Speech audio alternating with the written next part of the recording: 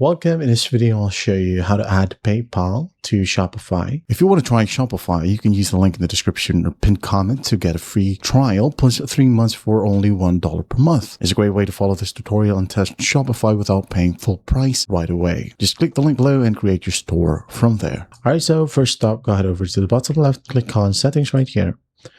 And once that's done, in the left panel, you have payments. Go ahead and click on it, and once done, in here, as you can see, PayPal is already available. If not, you can just go ahead and click on Add Provider and find a PayPal right here. And once done, just click on it. Okay, so let's go ahead and go back to Payments, Set up PayPal. Just click on it. Now, if this is the wrong email, you can go ahead and click on Deactivate. Okay, deactivate.